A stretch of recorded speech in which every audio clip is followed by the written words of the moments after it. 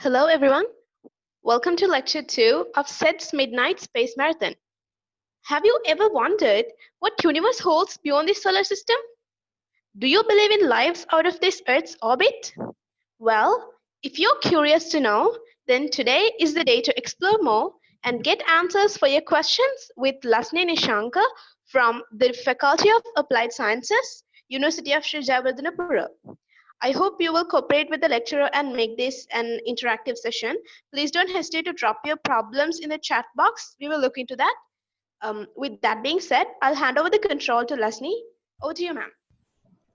Thank you, Sarah, and thank you for that amazing introduction. Can you guys all hear me? Yes, we can hear you. Okay, so I have a question. මෙතන ඉන්නවද මම ඉංග්‍රීසි වලින් විතරක් explain කරොත් තේරෙන්නේ නැති අය. නැත්නම් සිංහලෙන් විතරක් explain කරොත් තේරෙන්නේ නැති අය. So I'm assuming both people are here and I'm just going to assume that all of you will understand me. So let's take this the easy way. And I will do this in both English and Sinhala. So can you all see my screen? Yes. Yes. Okay. So yeah, this is Astrobiology 101 from cells to galaxies. So as Sarah said, I'm Lasni Nishankar. I'm a final year student from the University of Sri Jayawardhanapura Faculty for Applied Sciences. And yeah, first of all, what is astrobiology? So astrobiology in a field මුලින්ම introduce කරනකොට it was known as exobiology. ඒ වගේම මේක interdisciplinary scientific field එකක්. ඒ කියන්නේ disciplines ගොඩක් එකතු වෙලා හැදිලා තියෙන scientific field එකක්.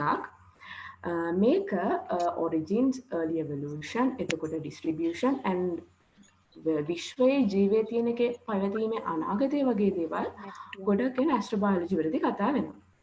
එතකොට ප්‍රධානම astrobiology ප්‍රශ්නේ තමයි extraterrestrial life. ඒ කියන්නේ පෘථිවියෙන් පිටත ජීවය පවතිනවද නැද්ද කියන එක හොයාගන්න එකයි.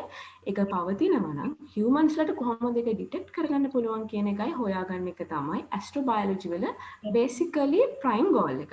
මම ඔයාලට කියවනේ මේක interdisciplinary scientific field එකක් කියලා.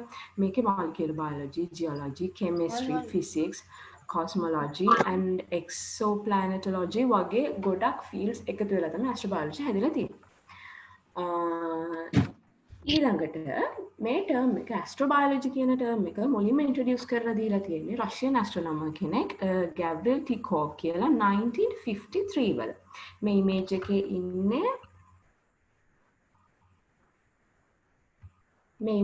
ඉන්නේ එයා තමයි. මේ එතකොට exo දැන් අපි ඉස්සෙල්ලා කතා කරානේ මුලින්ම මේක introduce කරන exobiology කියලා. exobiology consider වෙනවා astrobiology වලට comparatively narrow scope එකක් තියෙන field එකක් විදියට. එතකොට astrobiology ඊට වඩා ගොඩක් wider ජීවය සහ විශ්වය පිළිබඳ link එක ඒ වගේ දේවල් ගොඩක් ගැන investigate කරන field එකක්. තව term එකක් තියෙනවා මේකත් එක්ක tally වෙලා යන xenobiology කියලා. මේක introduce කරලා තියෙන්නේ ඒ වගේම කාලයකදී xenobiology කියන එකේ තේරුම තමයි to study the biology based on foreign chemistry. And astrobiology කියන කැලල ගත්තාම ඒකේ elements ගොඩක් තියෙනවා. So obviously astrobiology කියන එක ගත්තාම astronomy and biology කියලා දෙකකට බෙදෙනවා. And as you guys are doing astronomy as a hobby or as a subject, you know what astronomy and biology is. But apart from that, ඒකට අමතරව there are like many more fields. I took two main examples here. The first one is astroecology. The second one is astrogeology. Astroecology කියලා කියන්නේ space එකේ environments, resources, ඒකේ තියෙන planets, asteroids, comets වගේ components එකිනෙකට interact කරන එක study කරන field එකට. එතකොට මේක astroecology වල goal එක තමයි අනාගතයේදී space එකේ life එක පැවතීම quantify කරන එක astrobiology වල areas address කරන එක. එතකොට planetary soils investigate කරන එක, actual space materials ඒ කියන්නේ meteorites වල parts වගේ දේවල් use කරලා experiments කරන එක තමයි astroecology වල experimental side එකට වැටෙන්නේ. එතකොට astrogeology කියලා කියන්නේ a planetary science discipline concerned with the geology of celestial bodies like planets, moons, asteroids, comets and meteorites වගේ දේවල් වල geology. ඒ කියන්නේ භූ විද්‍යාව concerned field එකක් තමයි astrogeology කියලා කියන්නේ. එතකොට astrogeology වලින් අපි හොයාගන්න informations වලින් planets වල, natural satellites වල ඒ වගේ අපිට ජීවය පවත්වා ගැනීමට තියෙන potential එක. ඕ හැකියාව planet එකකට අපිට ගිහිල්ලා ජනාවාස වෙන්න පුළුවන් හැකියාව measure කරන එක තමයි astrogeology වල first field එක. ඊට අමතරව geochemistry වගේ fields, organic geochemistry, cosmochemistry, biochemistry වගේ fields උත් astrogeology එක්කම යනවා. ඊළඟට අපි දැන් astrobiology වල ටාගට් කරන්නේ වැඩිපුරම extraterrestrial life ගැනනේ. එතකොට obviously මුලින්ම දේ තමයි අපි extraterrestrial life එක communicate කරන්න අපි මොනවාද දරලා තියෙන attempts. මේක ළඟදී ආපු ප්‍රශ්නයක් නෙමෙයි. නිකන් early 19th century එකේ වගේ ඉඳන් ඒ කියන්නේ Galileo Galilei telescope එක හොයාගත්තට පස්සේ Copernicusගේ findings වලින් පස්සේ planetary orbits ඒ වගේ basic astronomy side එක හොයාගත්තට පස්සේ කට්ටියට ලොකු ප්‍රශ්නයක් තමයි අපේ පෘථිවියට එහා වෙන ජීවීන් ඉන්නවද? If there are other living organisms or extraterrestrial life, how are we going to contact them? So with the technology they had at the time, ඒ කාලේ තිබෙ technology එකත් එක්ක they made various communication attempts. The 19th century එකේදී ගොඩක් විද්‍යා ප්‍රබන්ධ වගේ articles වගේ දේවල් ලියවිලා තියෙනවා. එතකොට ගොඩක් මිනිස්සු විශ්වාස කරා moon, Mars and Venus වගේ මොකද obviously අපිට පේන celestial bodies නේ ඒවා. ඒ වගේ තැන්වල intelligent beings ඉන්න පුළුවන් කියලා. දැන් ඒ කාලේ technology එකත් එක්ක travel to other planets was not possible නේ. So එතකොට එයාලගේ goal එක උනේ earth එකේ ඉඳලා එළියෙන් observe කරන කෙනෙක්ට earth එකේ ඉඳන් signal එකක් දෙන්නේ කොහොමද කියන එක හොයාගන්න එක තමයි. දැන් පළවෙනිම රෙකෝඩඩ් එක අපිට සෙට් වෙන්නේ 1820 වල. එයා ප්‍රොපෝස් කරා ලොකු ට්‍රයැන්ගල් එකක් ඒක වටේට ස්ක්වයර්ස් තුනක් the Pythagoras figure එකක් ඇඳලා on the Siberian tundra. Siberian tundra කියන්නේ තුන්ද්‍ර වනාන්තරයක්, a huge flat land. So what he proposed was to draw the outline of the shape. ඒකේ වාටිය වගේ එක pine ගස් වලින් හදලා ඊට පස්සේ ඉන්ටීරියර් එක රයිහෝ වීට කියන තිරිඟු වගේ පැලයකින් පුරවන. එතකොට ලොකු ඩයග්‍රෑම් එකක් වගේ එකක් අහසින් ඉඳන් බලන් ඉන්න කෙනෙක්ට පේනවා. That was his proposal.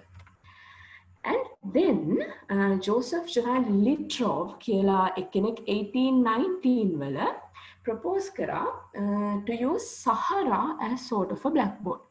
හැබැයි මේක ගොඩක් fruitful උනේ නැහැ කලින් එක තරම්. ඒකයි මම කිව්වේ කලින් එක was one of the first efforts කියලා. දැන් මෙයා propose කරේ to draw kind of a message as a 20-mile wide shaped.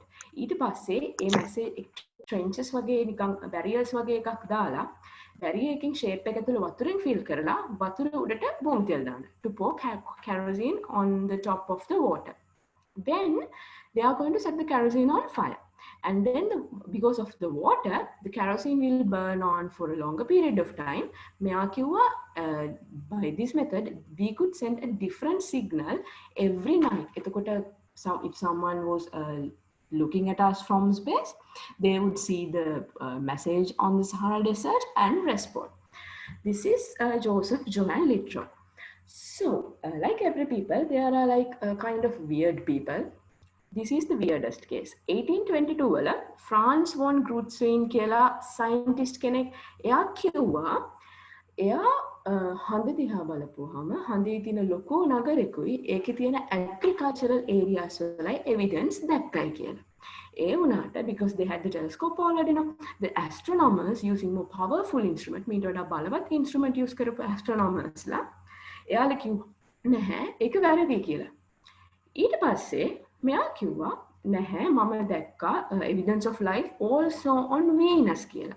What he has seen was Asian light had been observed on Venus and he postulated that it was caused by a great fire festival.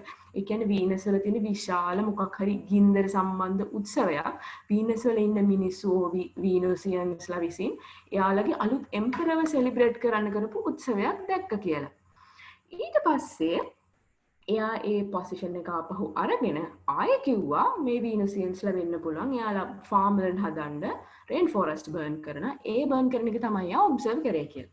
මේ තියෙන diagram එක මේ තට්ටු තියෙන ඕගනිසම්ස්ලා වගේ අමුතු කට්ටිය තමයි එයා දැක්කපු වීනසියන්ස්ලා කියලා එයා කියන්නේ. This is what he said that he saw. And then we are going to talk about more recent ones. The SETI program, or the CETI, stands for Communication with Extraterrestrial Intelligence. This is a very popular program. So SETI is a branch of the search for extraterrestrial intelligence. This focuses on the composing and deciphering interstellar messages that theoretically could be understood by another technological civilization. මෙයාලගේ goal එක තමයි extraterrestrial life ලා වෙන intelligent life form එකට තේරුම් ගන්න පුළුවන් කෙනෙක් theoretically තේරුම් ගන්න පුළුවන් මැසේජස් ඩෙසිෆර් කරන එක අන්ඩර්ස්ටෑන්ඩ් කරන එක තමයි මෙයාලගේ ගෝල් එක උනේ. හොඳම එක්සාම්පල් එක තමයි මේකට 1974 දී රිලීස් කරපු ඇරසයිබෝ මැසේජ් එක. මේක කම්පෝස් කරේ ෆ්‍රැන්ක් ඩ්‍රේක් කියලා සයින්ටිස්ට් කෙනෙක්. මෙයා කෝනල් යුනිවර්සිටි එකේ හරිම ඩිස්ටින්ග්විෂ්ඩ් සයින්ටිස්ට් කෙනෙක් in the field of astrobiology. He did a huge service to this field. I will talk about that later. So, SETI research, this was an entire research program. This has focused on 4 broad areas. පළවෙනි එක mathematical languages. ඊළඟට pictorial systems such as the Arecibo message. I will show you in the next slide. And algorithmic communication systems and computational approaches to detecting and deciphering natural language communication. ඊළඟට Arecibo message එක. මම කිව්වා Frank Drake කියන්නේ කෝනල් university එකේ හිටපු බොහොම ඩිස්ටින්ග්විෂ්ඩ් scientist කෙනෙක්. එයා තමයි the infamous Drake equation එකත් හැදුවා. I will talk about that as well. මෙයා you guys already know about Carl Sagan, right? Carl Sagan කියන්නේ ඒ වගේම සෑහෙන ඩිස්ටින්ග්විෂ්ඩ් සයින්ටිස්ට් කෙනෙක්. අදටත් he has done a huge service to this field, and he wrote this message with the help from Carl Sagan and others. යාලා කරේ M13 කියන star cluster එක target කරලා radio signal එකක් කියවුවා in a very mathematically precise way. ගණිතමය වශයෙන් ඉතාම නිවැරදි විදියට message එකක් යවුවා. දැන් එයාලගේ concept එක උනේ ඉන්ටෙලිජන්ට් ලයිෆ් ෆෝම් එකක් ඉන්නවා නම් එයාලට කාලය මැනීමේ මොකක් හරි විදියක් තියෙනවා.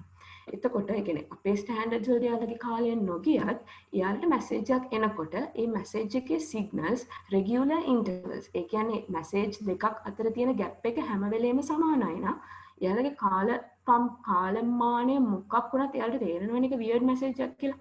එතකොට එයාලා අයිඩෙන්ටිෆයි කරගන්නවා මේක මොකක් හරි ඉන්ටෙලිජන්ට් ලයිෆ් ෆෝම් එකකින් එවලා තියෙන්නේ කියලා. අන්න ඒ විදිහට යාලා මැසේජ් එක රිසීව් කරගෙන ඒක ඩෙසිෆර් කරයි කියන එක තමයි මෙයාලා හිතුවේ. එතකොට මේ මැසේජ් එකේ පාර්ට්ස් 7ක් තියෙනවා. එයාලා කන්සිඩර් කරලා මුළු ලෝකෙම තියෙන හැමදේම ඒ කාලෙ වෙනකොට කම්ප්‍රොමයිස් කරලා එක මැසේජ් එකකට ඇව්වා. එයාලා numbers 1 to 10 අපි පෘථිවිය කොහොමද අපි සංඛ්‍යාත්මක ගණනදෙනු කරන්නේ කියන එක DNA කියන්නේ ජීවයේ මූලිකණු කියන අපි දන්නවා. ඒකේ hydrogen, carbon, nitrogen, oxygen, phosphorus කියන මූලද්‍රව්‍ය ඒව එකතු වෙලා තමයි deoxyribonucleic acid එක හැදෙන්නේ. Deoxyribonucleic acid එක තමයි like the messenger of the life on earth. So they had that and the formulas of the sugars and the bases of the nucleotides of the DNA, and also DNA එක තියෙන number of nucleosides and the shape of the DNA molecule, which is a double helix. And then just in case they added a graphic figure of a human, මනුස්සයෙක්ගේ graphic figure එකක් ඒ කියන්නේ average dimensions එක of an average man, and ඒ කාලෙ වෙනකොට ලංකාවේ හිටපු earth එකේ හිටපු population එක, and then solar system එකේ graphic එකක් මොන planet එකේ ඉඳන්ද මේ message එක එන්නේ කියන එක කියන්න. ඊළඟට මේ message එක එවන්නේ Arecibo radio telescope එකකින් ඒකේ dimension එකෙන් the physical diameter of the transmitting antenna dish එකක් එයාලා include කරලා තියෙනවා. මේ තියෙන්නේ ඒ message එක. As you can see on the top they have included the numbers and then hydrogen, carbon, nitrogen, oxygen, and phosphorus. And then the basic chemistry of life, those are the nucleotides, these set. And then as you can see, this blue part, this is shaped as a double helix. This is the shape of the DNA molecule.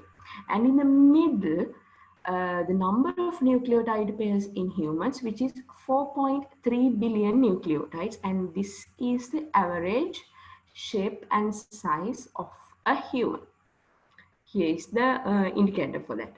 And then here we have the world population, and then we have the solar system. This is raised up here to show this is the place where the message is coming from. And here we have the telescope.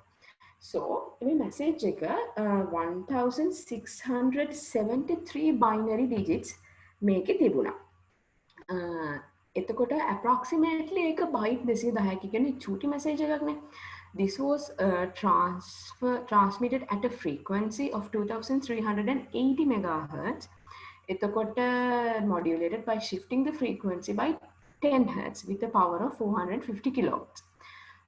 එතකොට the ones and zeros were transmitted by the frequency shifting at the 10 bits per second. ඒ කියන්නේ bits 10ක් තප්පරයකට ගාන යාලා යවුවා. එතකොට යාලගේ time එක මොකක් වුණත් they will receive 10 bits at regular intervals. So they would identify this as a message from an intelligent source, and the hope was to decipher it. And then the number 1679 was chosen deliberately by Carl Sagan because make a semi-prime එක. Semi-prime එක කියලා කියන්නේ the product of two prime numbers. එතකොට මෙයාලා මේ message එක plan කරේ දැන් මේක flat message XY curve එක තියෙන message එකක් නේ.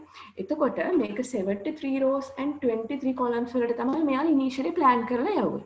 දැන් ඕක අනිත් පැත්තට යාලා මේ receive කරා කියලා කියන්නේ receive කරා කියලා හිතන. එතකොට එන්නේ rows 23යි rows 73 මේ columns 73කුයිනේ. එතකොට මේක නිකම්ම random data set එකක් විතරයි. මේක කිසිම මේ තේරුමක් තියෙන දෙයක් නෙවෙයි. So if they were intelligent, they would know to explore both options and they would receive the message as we send it to them. That was the hope. And then the most popular thing ever to be taught on astro lectures is the Pioneer Plague. I'm not going to touch a lot about this because ගොඩක් කට්ටිය මේ ගැන දන්නවා, and මේක Pioneer Plague එක Arecibo message එකට කලින් වෙච්ච දෙයක්. මේ idea එක මුලින්ම හම්බුනේ එරික් බර්ගස් කියලා scientist කෙනෙක්ට. එයා jet population propulsion lab එක බලන්න ගියා පැසඩිනා කැලිෆෝනියා. එතකොට එයා කාල් සේගන්ට ගිහින් කිව්වා මෙහෙම දෙයක් තියෙනවා, මේ Pioneer spacecraft එක කොහොමද යවන එකේ අපි message එකකුත් mankind එකෙන් යවමුද කියලා. එතකොට කාල් සේගන් was really enthusiastic about this. It was a very good idea because spaceship එක කොහොමද යන්නේ එක they might as well send a message with it නේ. It's not going to hurt anyone. So NASA එකට යා කතා කරාම NASA plan එකට agree වුණා. හැබැයි NASA කයාලට දුන්නේ සති 3යි මේ message එක prepare කරන්න. Obviously Carl Sagan together with Frank Drake යා මේ plane එක design කරා, and the artwork එක කරේ ඒ දවස්වල Carl Sagan ගේ wife Linda Salzman Sagan. And දෙකක් යවලා තියෙනවා මේ plaques දෙකම manufacture කරලා තියෙන Precision Engraves San Carlos California. පළවෙනි plaque එක launch කරේ Pioneer 10 on March 2nd, 1972. දෙවැනි එක Pioneer 11 on April 5th, 1973. As you can see, the basics ones, the solar system and the Pioneer spaceship is here. It's coming from Earth. The nitrogen, hydrogen bonds, and then there are the man and the woman. The man is raising his hand to symbolize peace. That's what they meant. And then this is considered one of the most important things in astrobiology, the Drake equation. මේ equation එක මම කලින් කිව්වා Frank Drake කියන scientist තමයි මේක introduce කරලා දුන්නේ. මෙයා මේකෙන් astrobiology වල තියෙන the most basic question එක address කරනවා. The number of communicative civilizations, extraterrestrial life innava නම් එතන ඉන්න communicative civilizations ගාන කීයද කියන එක තමයි මෙයා Drake equation එකෙන් address කරන්නේ. මෙන්න මේක n stands for the number of communicative civilizations. VR star, this is the rate of formation of suitable stars. අපේ ඉර වගේ suitable stars හැදෙන rate එක. This one is the fraction of those stars with planets. A suitable stars වලින් planets තියෙන්නේ කොච්චර amount එකද කියන එක. කොච්චර fraction එකද කියන එක. This one is the number of Earth-size worlds per planetary system. A වයිනොත් planetary system වලින් Earth-size worlds තියෙන්නේ කීයකද? ඊළඟට මෙයා තවත් specific වෙනවා. The fraction of those Earth-sized planets where life actually develops. ඒ තියෙන planets වලිනුත් life එක actually develop වෙන්නේ කොහොමද? ඊළඟට life එක develop වුණත් intelligent life form එකක් develop වෙන්න පුළුවන් මොන වගේ ඒවද? ඊළඟට intelligent life form එකක් තිබුණත් communicative කරන්න පුළුවන් තරම් intelligence level එකකට ඇවිල්ලා තියෙන life forms මොනවද? ඊළඟට something very important, the lifetime of communicating civilizations. For an example, the lifetime of an average human is like 80, 70 something. සමහර වෙලාවට with the technology we have now, we don't have enough time to send a message to outer space and live until we receive a response. මොකද අපි ජීවත් වෙන කාලයට වඩා වැඩි කාලයක් යනවා මේ මැසේජ් එක යන්න ඩෙසිෆර් වෙන්න සහ රෙස්පොන්ස් එකක් එන්න. මොකද අපිට ස්පේස් හරහා ට්‍රැවල් කරන්න ඉච්චර ටෙක්නොලොජි එකක් තාම නැති නිසා. එතකොට දැන් මෙතන මේ ඉක්වේෂන් එකේ තියෙන රැෂනලිටි එක සාධාරණ වුණාට මේ ඉක්වේෂන් එක බැලුව බැලමටම පේනවනේ සෑහෙන මීනින්ග්ෆුල් ඉක්වේෂන් එකක් මෙහෙම තමයි කරන්න පුළුවන් කියලා. දැන් මේකේ reasonable limits constraint වෙන එක හරිම unlikely. ඒ කියන්නේ error එක calculate වෙන එක මේවට values එන එක හරිම unlikely. දැන් මේ formula එකේ තියෙන ප්‍රශ්නේ තමයි මේක generate කරන්නේ hypothesis එකක් support කරන්න. මොකද ඒකේ තියෙන සමහර factors කවදාවත් verify කරන්න බෑ. කවදාවත් කියන්නේ සමහරට පුළුවන් ඒක ගොඩ ඉස්සරහදී වගේ but right now අපිට ඒක verify කරන්න බෑ. මොකද අපිට ඒ තරම් knowledge එකක් නැහැ. ඒක තමයි මෙතන තියෙන එකම issue එක. Other than that, the Drake equation is a very sound equation, something very explainable and something very solid. So, the next important thing when we consider astrobiology is the Fermi paradox and the real world hypothesis. The Fermi paradox එක introduce කරේ Fermi කියලා scientist කෙනෙක්. ඒක උනේ හරිම random විදියට. Fermi was friends with Frank Drake, Carl Sagan ඒ වගේ scientist ලා ගොඩක් එක්ක they were having lunch in the university cafeteria. And එකපාරටම Fermi අහුවා intelligence life ඉන්නවා නම් කොහෙද ඉන්නේ? ඇයි යාලා obvious නැත්තේ? This is the paradox. This is a simple question, but this is a paradox. So මේ වගේ paradox එක මුලින්ම mention වෙලා තියෙන්නේ Konstantin Tsiolkovsky එයාගේ unpublished manuscript එකට 1933 වල. එතකොට එයා එකේ note කරලා තියෙනවා මිනිස්සු intelligent beings outside of earth ඉන්න එක කියන්නේ පෘථිවියෙන් එහාට ජීවීන් ඉන්න එක ප්‍රතික්ෂේප කරනවා facts දෙකක් මත. පළවෙනි එක එහෙම හිටියනම් ඒගොල්ලෝ මේ වෙනකොට earth එක visit කරලා තියෙනවා. ඒ වගේම දෙවෙනි එක තමයි එහෙම civilizations තිබුණා නම් මේ වෙනකොට ඒගොල්ලෝ මොකක් හරි sign එකක් එයාලගේ existence ගැන දීලා තියෙනවා. මොකද we are trying our very best to contact someone living from outer space. So it's fair to assume that they are trying to do the same thing, right? So because of those things, a lot of people deny the presence of intelligent beings on the planets of the universe. ඊළඟට මේක සමහර කට්ටියට paradox එකක්. මොකද සමහර කට්ටිය මේක මේ විශ්වාස කරන්නේ extraterrestrial life ලා නැහැ කියන එක prove කරන්න. But for like some scientists, it's not, because a lot of some scientists, they believe in the possibility of extraterrestrial life, and at some point in the future they believe in the possibility of space travel. Then 1933 වගේ කාලයක් වෙනකොට දැනට තියෙන SpaceX වගේ missions ගැන යාලා හිතන්නේ නැතුව ඉතින්, but from that time we have developed to a point that space travel is actually possible. එතකොට එයා propose කරා now known as the Zoo hypothesis. And මෙයා කිව්වා the mankind එක තාම ලෑස්ති නැහැ higher beings අපව contact කරගන්නවට කියලා කිව්වා. ඊළඟට 1975 වල Michael H. Hart කියලා කෙනෙක් publish කරා a detailed examination of the paradox, and he was one of the first to do so. එයාගේ argument එක උනේ intelligent extraterrestrial life innavana and they are capable of space travel, then the galaxy could have been colonized in a time much less than that of the age of the Earth. Right? So, ඒ වුණාට අපි දැනට evidence එකක් දැන් දැකලා නැහැනේ. එහෙම colonization එක extraterrestrial life එකෙන් උනායි කියන solid evidence නැහැනේ. එයා ඒක fact A කියලා name කරා. ඊළඟට Fermi paradox එකේ parts දෙකක් තියෙනවා. Fermi paradox rely on empirical evidence. The first part is that they rely on empirical evidence and that there are many potential habitable planets and that we see no evidence of life. The first point, that many suitable planets exist, it was an assumption on Fermi's time, but now is supported by the discovery of exoplanets, and current models can predict billions of habitable worlds in our galaxy.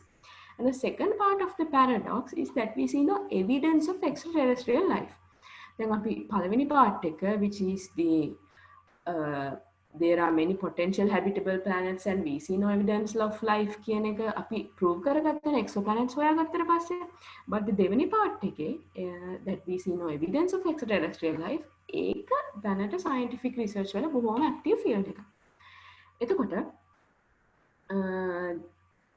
මේ searches 1960s වලින් පටන් අරගෙන there are several searches that are still ongoing. And then the rare earth hypothesis. The rare earth hypothesis එක කියන්නේ එයා කියනවා multicellular life forms found on earth may actually be more of a rarity than scientists assume.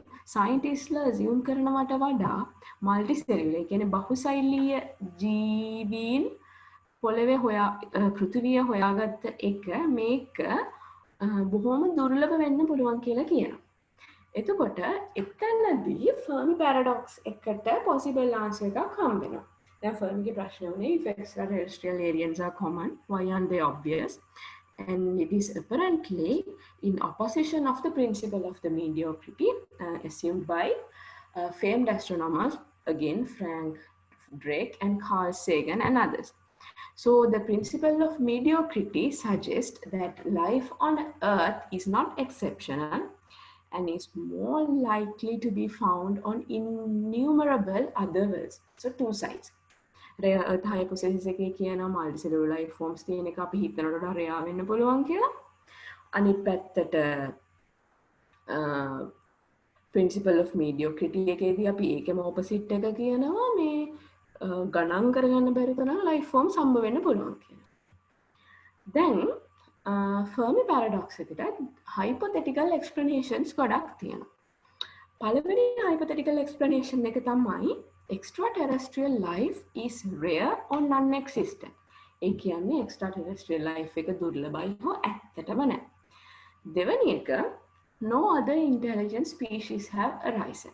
Extraterrestrial life තියෙනවා but අපි වගේ communicate කරන්න පුළුවන් intelligent level එකකට ඒ species arise වෙලා නැහැ. තුන්වෙනි එක intelligent species ඉන්නවා but they lack advanced technologies, kind of like us. අපිට යන්න පුළුවන් limited amount of messages විතරනේ, අපිට limited level එකකට විතරනේ messages යවන්න පුළුවන්. But අපි යවන messages එයාලා receive වෙනවද කියන එක අපිට confirm කරගන්න කොහෙත්ම විදියක් නැහැ. ඒ වගේ even though we are intelligent, we lack advanced technologies like they could lack advanced technologies. And then there's this water world hypothesis. Water world hypothesis කියලා කියන්නේ දැන් පෘථිවිය වැඩි හරියක් වැහිලා තියෙන ජලයෙන්නේ.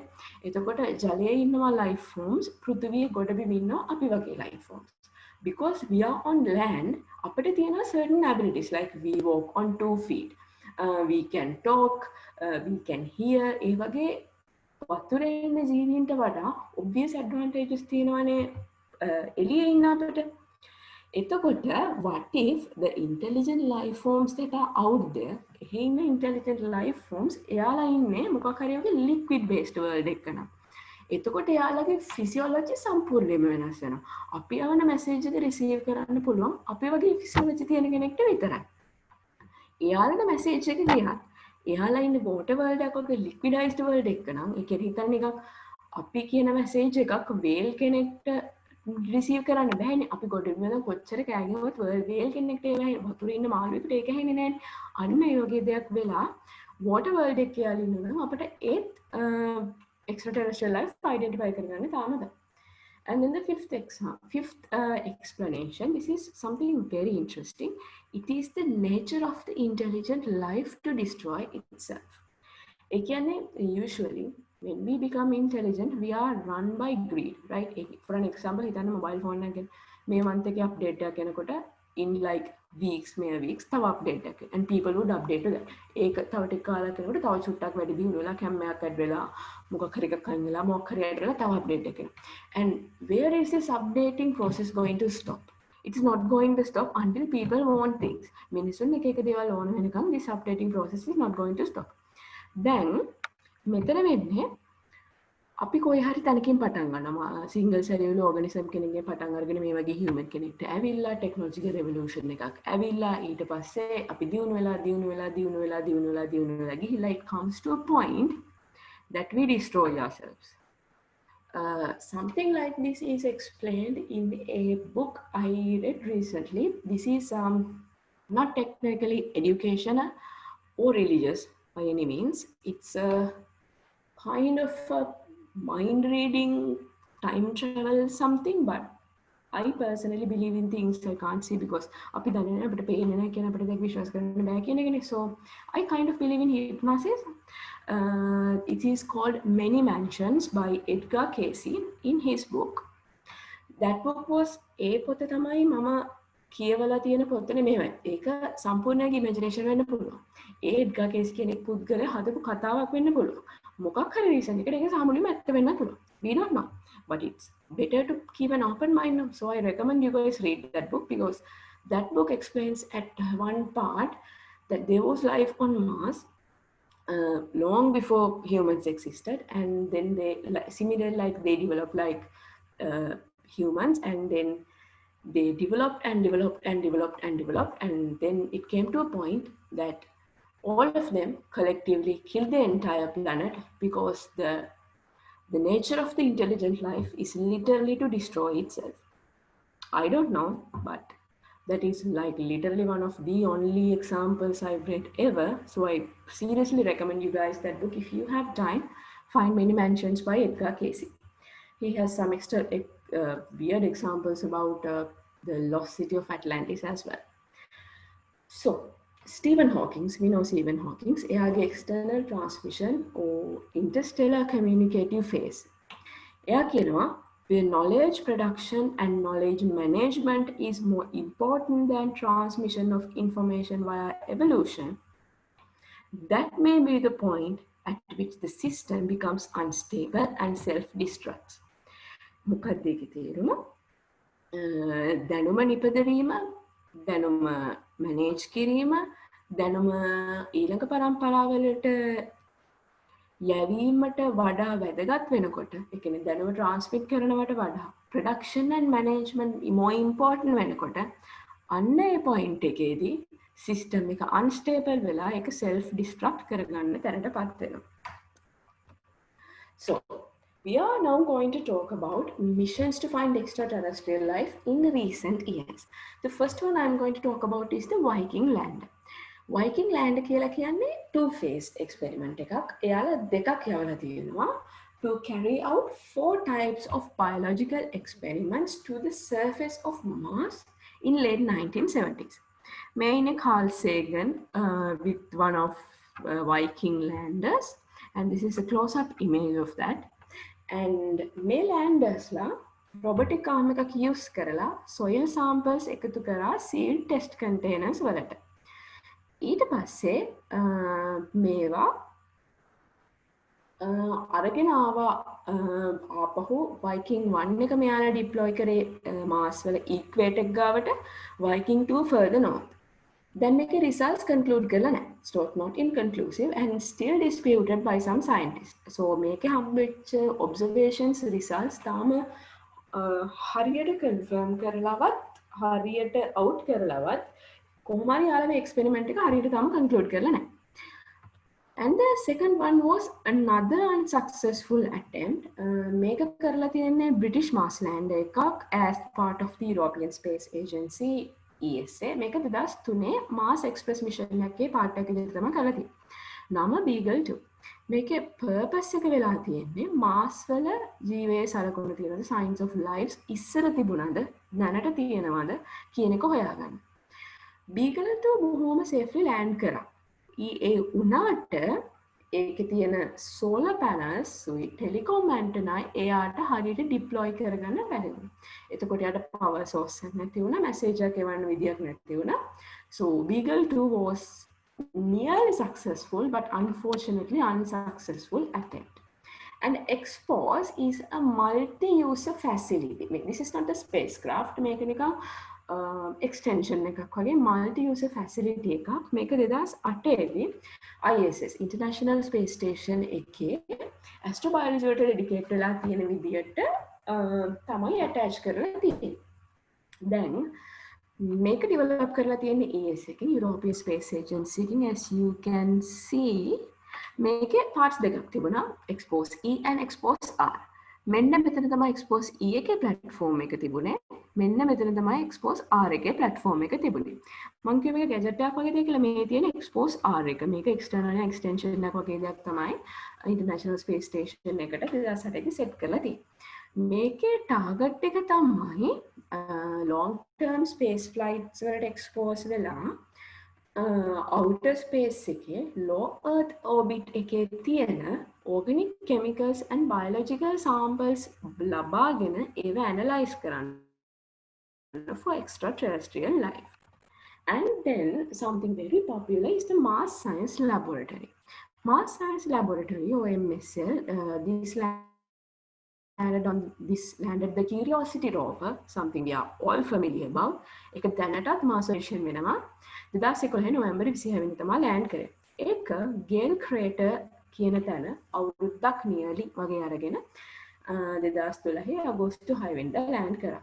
එතකොට මේකේ mission objective එක උනේ Mars වල habitability conditions assess කරලා ඒකෙන් Mars කලින් හරි කරන්න පුළුවන් හරි level එක ජීවයට support කරන්න ජීවයට සහාය දෙන්න පුළුවන්ද කියන එක පිළිබඳ දත්ත එකතු කරන්න Martian geology අපි astrogeology ගැන කලින් කතා කරා ඒ වගේ දේවල් වලට ඒකේ climate එක වතුර කොහොමද තියෙනවනම් තියෙන්නේ life වලට ingredients තියෙනවද minerals තියෙනවද මොකක්ද යාලගේ level එක අපිට farm කරන්න පුළුවන්ද වගේ දේවල් discuss කරන්න identify කරන්න තමයි මේ Curiosity rover එක use කරලා තියෙන්නේ.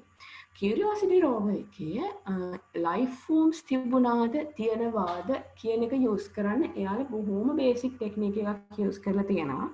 මට මතක හැටියට අපේ SETS Mora එකේ rovering challenge එකට මම හිතන්නේ මේක replicate කරන්න try කරා. I don't know the status of that, what's happening with that replication, but what NASA has done was එයාලා දැන් අපිට කියන්න බැහැනේ පෘථිවියේ තියෙනවා single celled organisms ඉන්නවා අපි වගේ මිනිස්සු ඉන්නවා සත්තු ඉන්නවා ඒක තමයි අපි තමයි life form එක කියලා කියන්නේ cellular form එකක් අපි එකකින් 1000කින් මිලියන ගානකින් බිලියන ගානකින් හැදෙන cellular form එක දැන් අපි මාසෙක තැනකට ගත්තාම මේක සම්පූර්ණ වෙනස් dimensions වලින් අපිට කියන්න බෑ ඒක cells ද කියන්නේ වෙන මොකක් හරි විදියක් දෙන්නේ සම්පූර්ණ literally out of our reach and understanding එතකොට එයාලට බැක්ටීරියා ඩිටෙක්ට් කරන්න ෆංගයි ඩිටෙක්ට් කරන්න ඒ වගේ ඩිටෙක්ට් එකක් දාලා වැඩක් නැහැ මොකද ඒකේ තියෙන ලයිෆ් ෆෝම් එකක නොවෙන්න පුළුවන් but as we know life අපට ඕන nitrogen carbon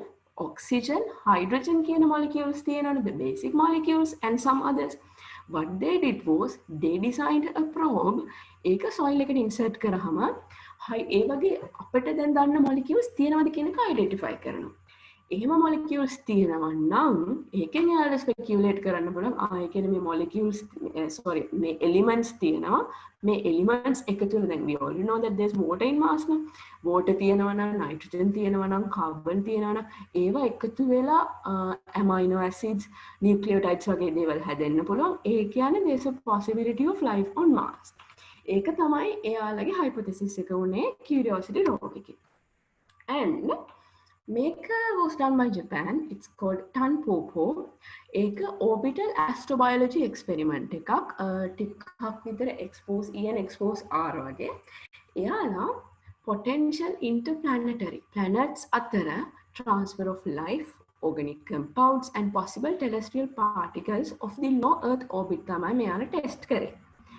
මෙයාලගේ purpose එක panspermia hypothesis එක test කරලා බලන්න and interplanetary transport of microbial life and prebiotic organic compounds කොහොමද වෙන්නේ කරන්න පුළුවන්ද ඒ වගේ දේවල් බලන්න තමයි මෙයාලා කරලා තියෙන්නේ. මෙයාලගේ මුල් කාලේ experiments වල evidence හම්බෙලා තියෙනවා සමහර ශුද්‍ර ජීවීන්ට අවුරුද්දක් විතර space එකේ ඉන්න පුළුවන් කියලා. එතකොට ඒකෙන් අපිට පොඩ්ඩක් ස්පෙකියුලේට් කරන්න පුළුවන් අවුරුද්දක් ස්පේස් එකේ ඉන්න පුළුවන් කියලා කියන්නේ if they have a good method of transporting planet එකෙන් planet එකට life එක spread වෙන්න පුළුවන් කියන ඊළඟට මේකට අපේ extraterrestrial life identify කරන්න proposed concepts උත් තියෙනවා Icebreaker Life කියලා කියන්නේ land mission එකක් මේක NASA වල discovery program එකේ 2021 launch කරන්න තිබුණේ but මේක development එකට තෝරගෙන තිබුණේ නැහැ එයාලා ගොඩක් සමහර reasons නිසා එතකොට මෙයාලට ඕන වෙලා තිබුණේ oxidants and radiations වලින් ice rich polar regions වලට significant issues වෙනවාද එතකොට organics තියෙනවා නම් මොනවද වෙන්නේ අන්න ඒ වගේ දේවල් Mars වල බලන්න තමයි මේකේ target එක වෙලා තිබුණේ ඊළඟට Journey to Enceladus and Titan මේකත් habitability potential එකක් Saturn වල moons දෙකක් satellites දෙකක් Enceladus and Titan කියන්නේ ඒ වගේ habitability potential එක බලන්න තමයි මේක propose කරලා තියෙන්නේ මේ journey to Enceladus and Titan කියන්නේ orbit එක. ඒ කියන්නේ ඒක land කරන්නේ නැහැ ඒක moons වලට orbit වෙනවා විතරයි. එතකොට මේක මේ Enceladus life finder ELF කියන එක මේක land කරන්න කියලා propose කරලා තියෙන එක. ඒක internal aquatic oceans වල habitability බලන්න probe එකක් විදිහට use කරලා තියෙන use කරන්න propose කරලා තියෙන එකක් තමයි මේක. ඊළඟට Oceanus කියන්නේ මේකත් orbiter එකක් propose කරලා තියෙන 2017 දී as a part of the New Frontiers mission Saturn වල Titan කියන එකට ඒකේ habitability බලන්න try කරන්න තමයි මෙයාලා මේක propose කරලා තියෙන්නේ. ඊළඟට scientific research on extraterrestrial life. දැන් 2019 වෙනකොට 2019 අන්තිම වෙනකොට මේ COVID-19 outbreak ඉඳලා ලොකු experiments ගොඩක් වුණේ නැහැ extraterrestrial life සම්බන්ධයෙන් SpaceX වගේ commercial එක වරුණාම එතකොට no evidence of extraterrestrial life has been identified. දැනට කිසිම evidence එකක් identify කරගෙන නැහැ. දැන් ඔයාලට මතකද සමහර විට සමහර cases වල Mars වලින් එක meteorites වලින් bacteria සමුරා කියලා කිව්වා.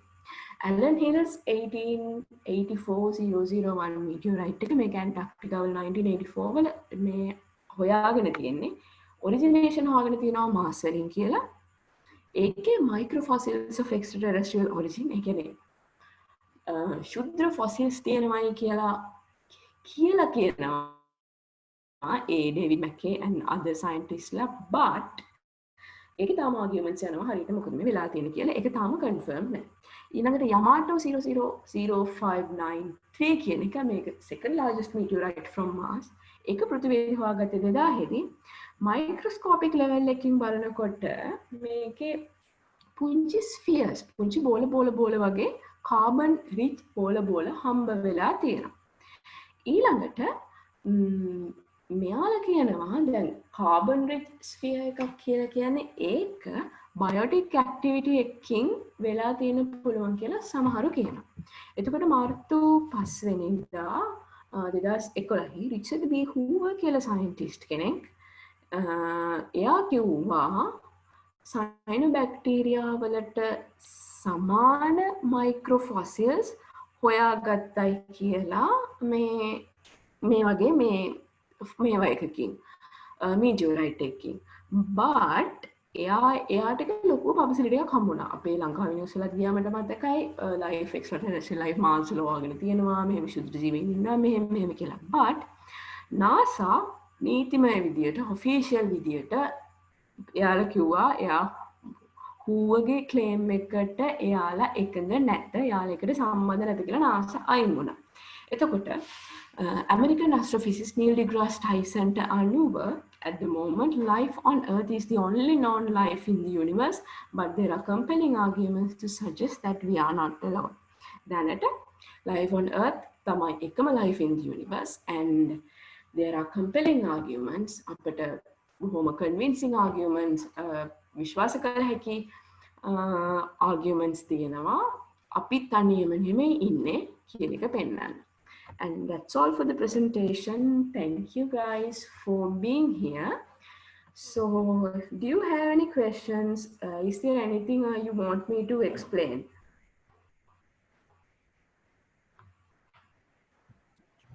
Excuse me? Yeah. So when in future Mars missions, Yeah. isn't there a very high risk because of human involvement in astrobiology in the future? Isn't there a very high risk of contamination by organisms from Earth on other planets? I've been thinking about the same thing. That's an excellent question, actually. This is the case, Numalia. Then, right now, we haven't found any evidence that Mars can inhibit life form on Earth. I have a feeling that in the future that the scientists from a lot of fields would do more research, and they would come to one point. It could go in two directions. Either they can find life on Mars, or they will find that there are no life on Mars. If they find life on Mars, I have a feeling that they will leave it alone. And if they don't, I'm 100% sure that they are going to take microorganisms, plants, like in that Martin movie. He cultivated potatoes in Mars. The scientists are going to take microorganisms and contaminations to Mars and actually inhibit them at their will. So it would either be a good science fiction, or it would either be a bad science fiction. Does that answer your question?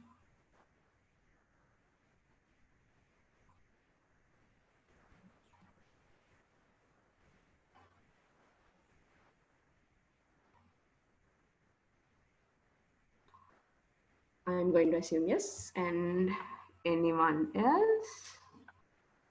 So there is another question which says, is it possible to study astrobiology in Sri Lanka?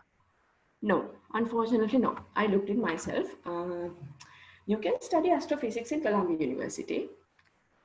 In like 3 or 4 years, there would be astrophysics in Japura as well, but astrobiology, it's not available in Sri Lanka.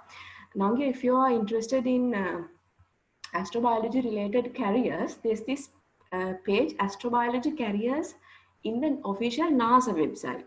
Refer to that.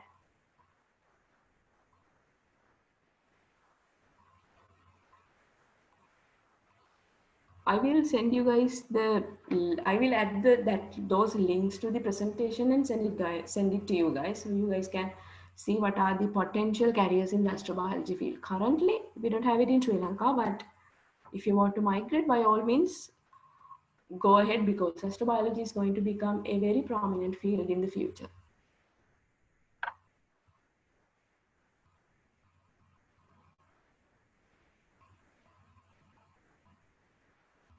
There's a message from Suhaim Sajjad saying he doesn't understand Sinhala. Did you understand the English explanations I made? Did you miss anything?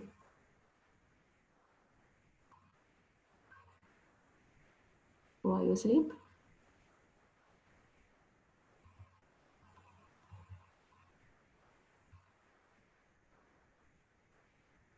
Yes, the title is there, Many Mansions by Edgar Casey.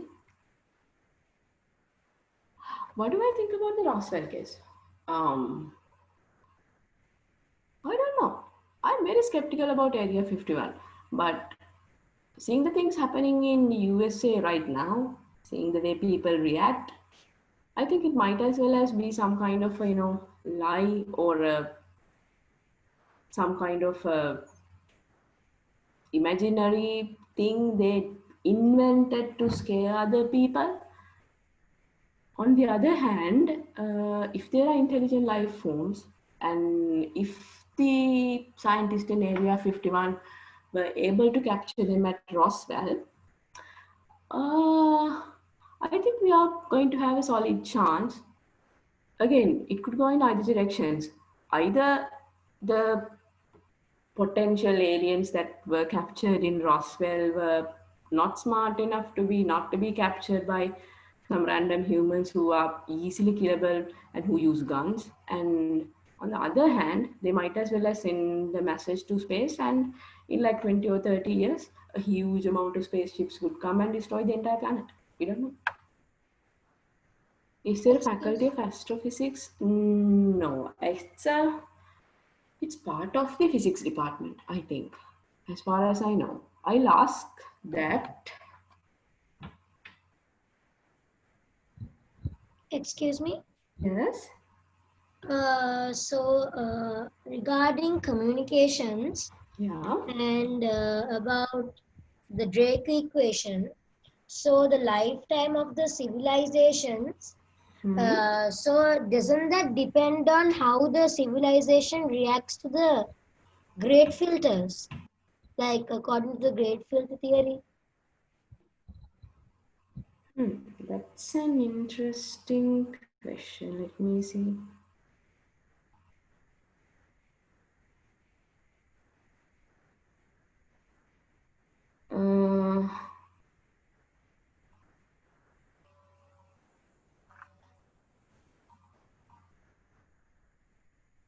I don't know. I honestly don't know, because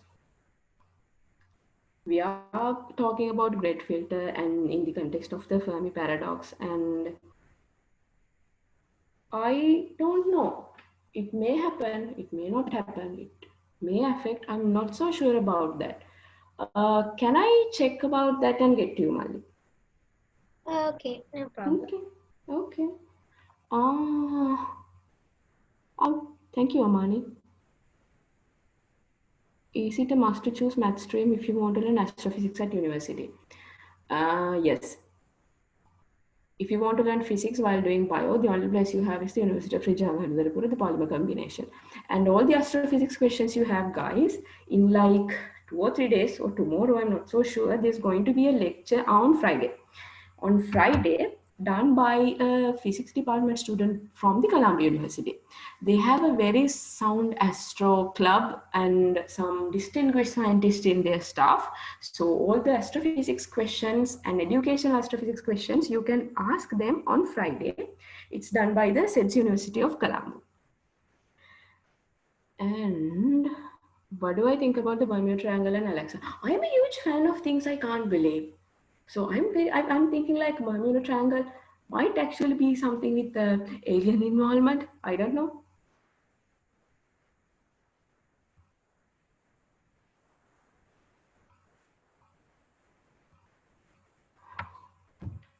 Any more questions?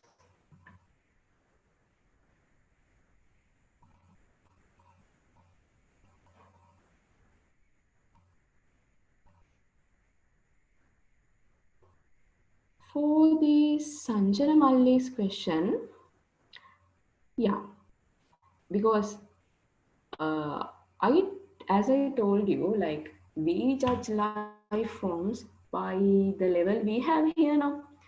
So they could be, we are made out of cells, and we are made as physical beings, but we can't say for sure that out there are going to be life forms that are not physical, just yeah, it could be species of radiation, it could be species of light, it could be species of waves, or that kind of like, we can't say with the knowledge we have just because we are physical forms, all the other intelligent life forms are going to be physical. So in that case, it's going to be a huge problem because all the communication attempts we are making are for physical life forms now. So if they are not physical, and like in other C-class space odyssey, yeah, if they are species of radiation, that's going to be a problem. And we don't know, they might already be among us.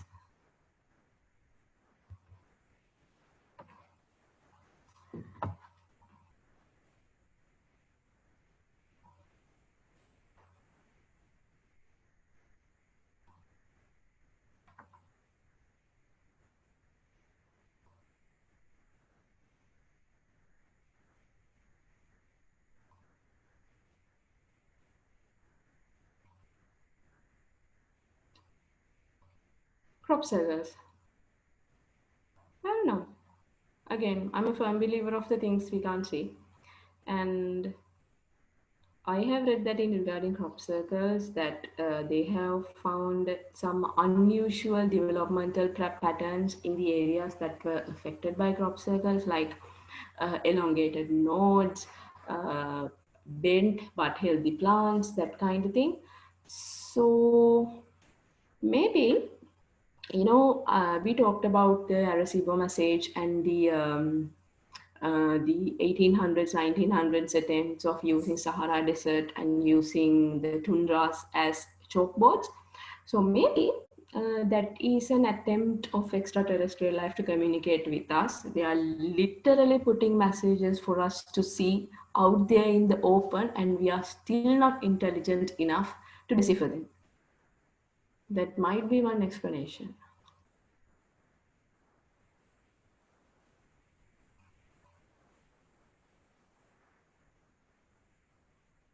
I believe in multiple dimensions personally.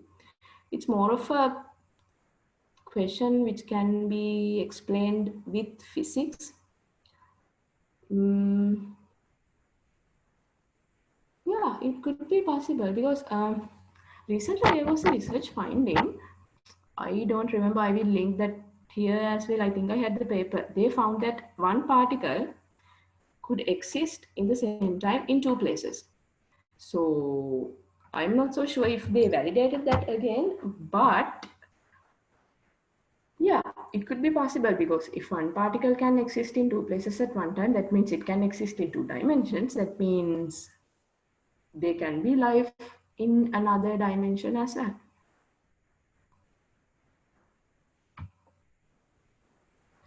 This quantum entanglement question, this one actually should be directed on Friday from the physics department fellow. Pramitumalli, can you ask that from him? He will be able to give you a better explanation than I can because my physics knowledge is a bit rusty. Okay.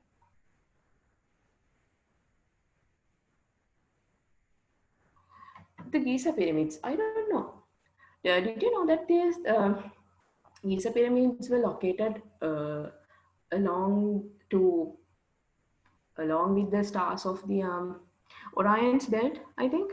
And same story, the same location map was observed in Ruwanvelisaya as well. Ruwanvelisaya, Jetavanarame, and one other place. Mars contains liquid water.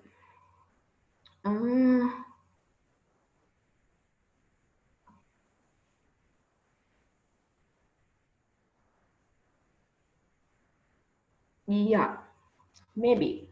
Most of the water found in Mars are found in the polar regions as ice, but because if there's water, if there's even the slightest level of atmosphere, there's going to be a water cycle, and punchy quantities, small quantities, there's vapor, water vapor.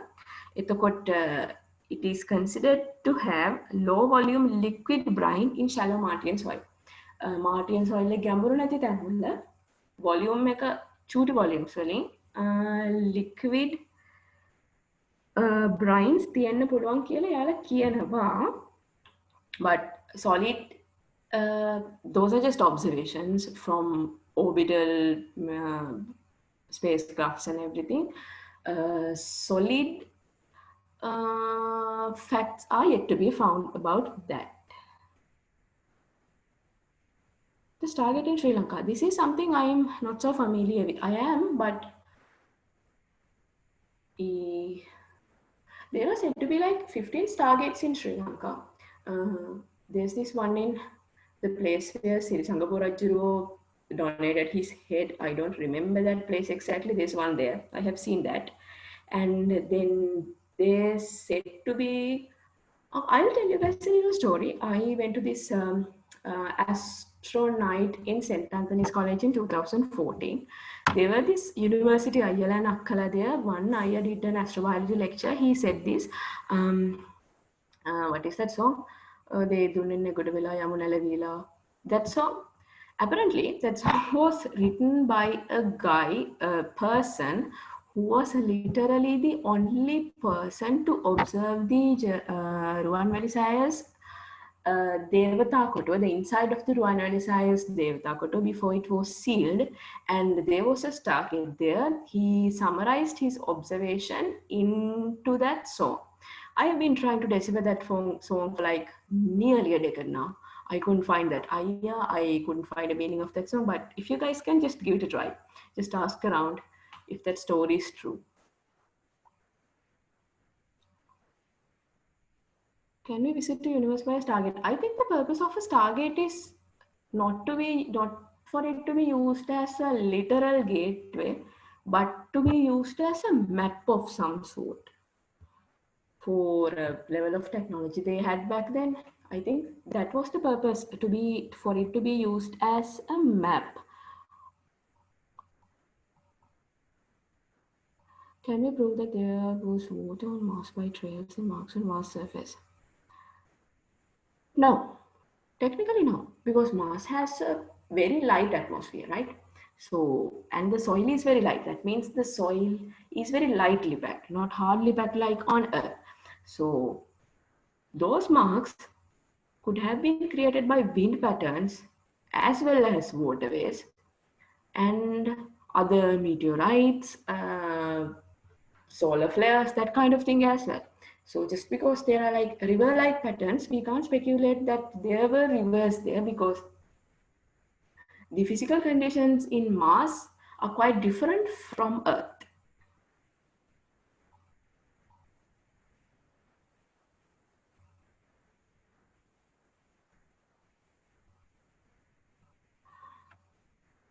Amount of water will not be recycling, most probably. They will take certain levels of water, they will recycle it, and they will have to find burning of hydrogen as a fuel generates water, so that could be an alternative. Or they can create, like, there are these space shuttles from International Space Station to Earth. If we can inhibit Mars, that means the space travel is possible. So there would be cargo every 2 weeks to carry water, to carry food to Mars, that kind of thing. We don't know what the future holds.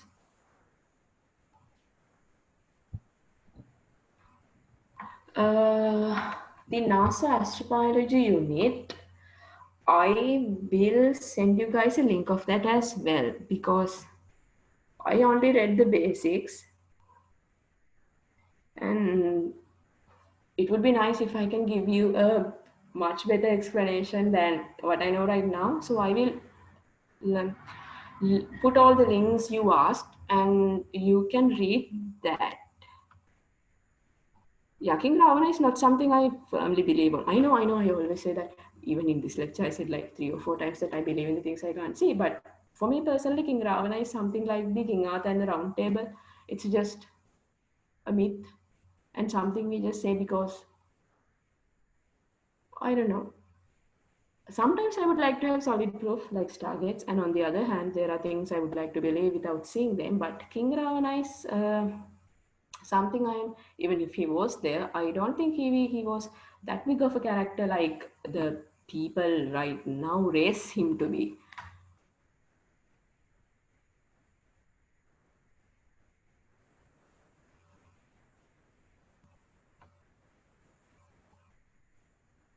I agree with Loshan actually. But the case is, where are we going to put astronomy? You know, they are talking about minimizing subjects. The government is talking about minimizing subjects because 10 subject work is too much workload, 9 subjects are too much workload for all level students. But right now, the best we can hope for is to have astronomy at least as a university subject, you know, because in certain universities in certain countries, they don't have a physics department with astronomy subjects. They have an astronomy and physics departments, astrobiology departments. If we can reach that level, at least, I think it would be an accomplishment.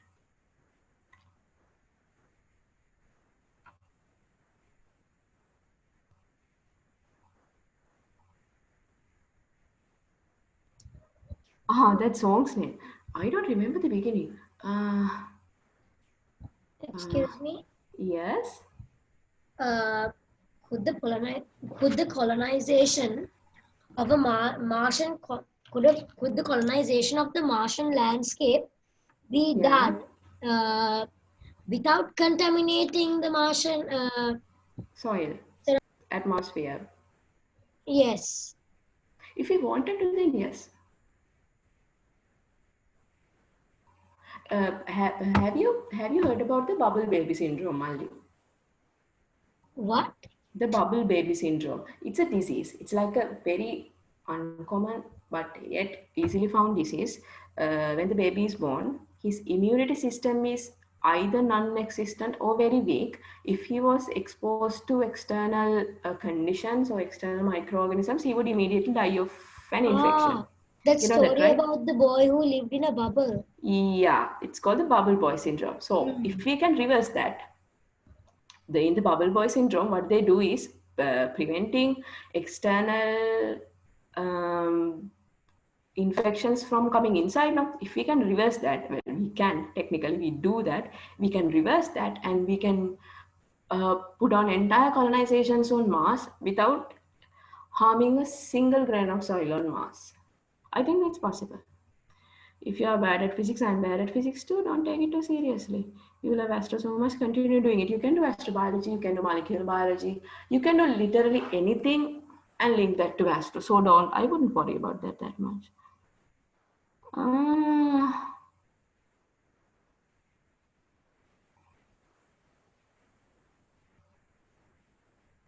Theodorus questioned the burning hydrogen part. And there was a nice explanation for this as well. I would link that one as well. So you guys can read it at your leisure. So, yeah. If that's all the questions we have, we can wrap up the session. I have time for one more question. I have to wake up at early morning tomorrow. I have to go to work.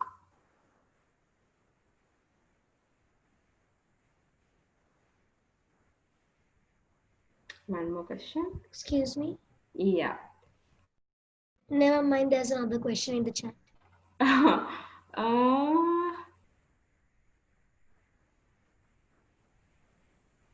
This is also cryosleep. This is also something which has been being studied.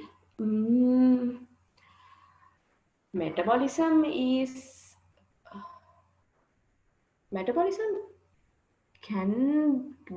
cannot be stopped, but it can be slowed down. Entropy is a concept.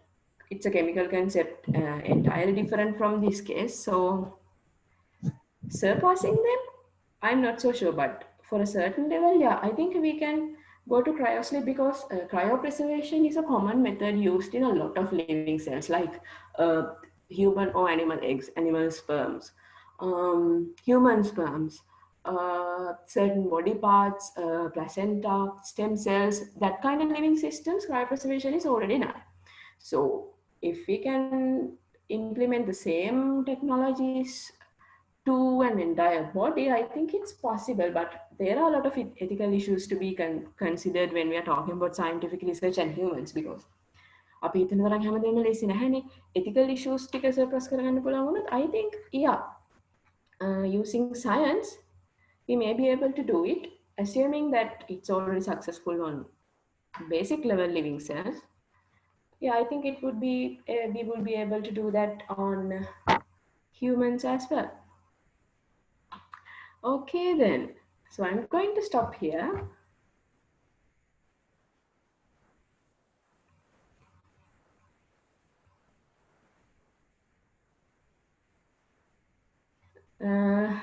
Thank you guys for listening. This was a very interesting session, and thank you for the questions as well. I learned a lot from you guys, so I hope that you learned a lot from me. Okay, then all of you guys have a good night, sleep well. I'm going to hand over the hypothetical mic to Sarah to wrap this up. Yeah, thank you so much. That was an amazing presentation, and we clarified all our doubts. Thank you so much once again. So there are some other notices. The presentation will be mailed to your email IDs, and tomorrow's lecture will be on rovers and robotics. So hope you'll be part of that lecture as well. And the registrations will be closed by tomorrow. So if you have any friends, please inform them and ask them to register ASAP. And for more questions and feedbacks, there will be a Google form. So you can submit it there, and the lecturer will answer your questions. Thank you so much.